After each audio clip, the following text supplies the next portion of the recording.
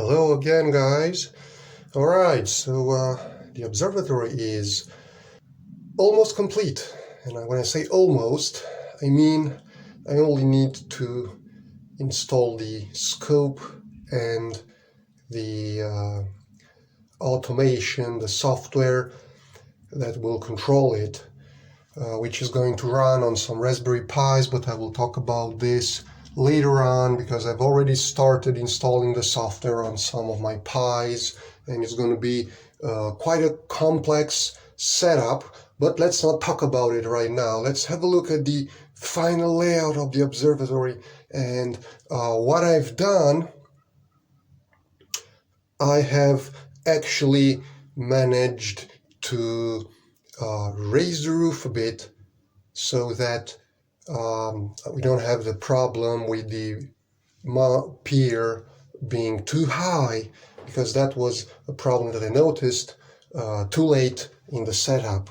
So what I did is really something that enables me to lift it even more if I require it. And right now it can accommodate an 8-inch scope without any problems.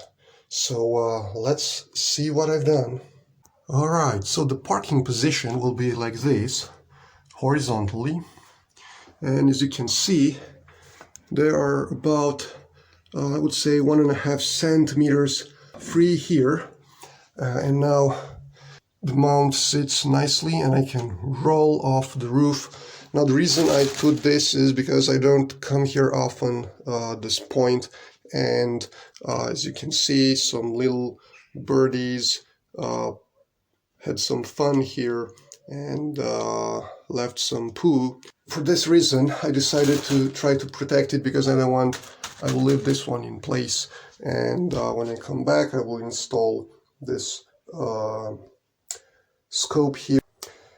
I will install this scope here, which is my current scope, an ED 80 centimeter Skywatcher. So what have I done? Well, I've done this. So before, the roof was only this part, and this was sitting and straight on these rails. So basically the wheels, which are here and have this screw here, which enables them to be attached to something else like this wood or this. So what I've done, I bought a couple of these guys. These are, I'm not sure what they're called. They're those things used to fix wooden posts on the ground. So they're not like these, like the ones that I have used. They're different.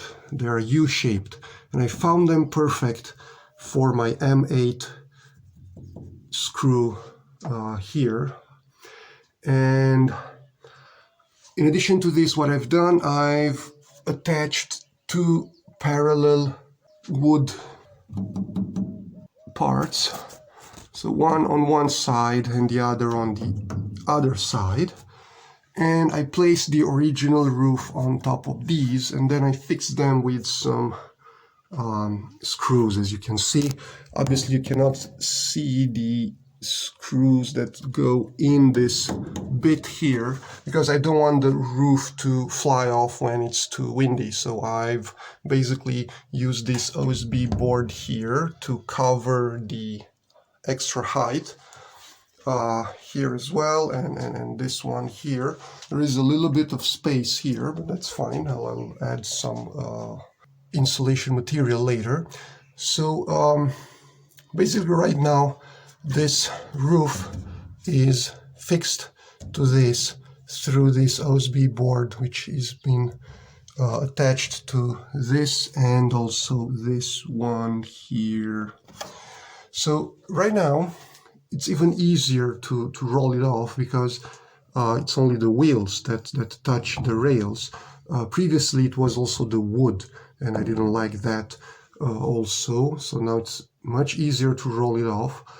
and I can even lift it more. As you can see, there is about half, I would say half a centimeter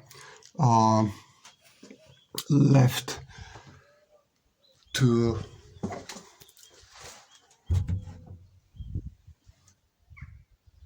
raise it even higher if needed. And in addition, I can wean something also by raising the rail up all the way here. Right now the rail sits on the bottom, so I get a few extra millimeters here. So I would say I could probably get about a centimeter extra, so that would add another centimeter here, and this would allow for some more space. So all right, this is what I've done. Now these OSB boards, this and this are attached to the roof, because the roof goes that way when it opens. This bit here is not attached to the roof. As you can see, it's attached to the wall, and the reason being is I cannot I can't attach it to the roof, because once I roll it, it will hit the telescope.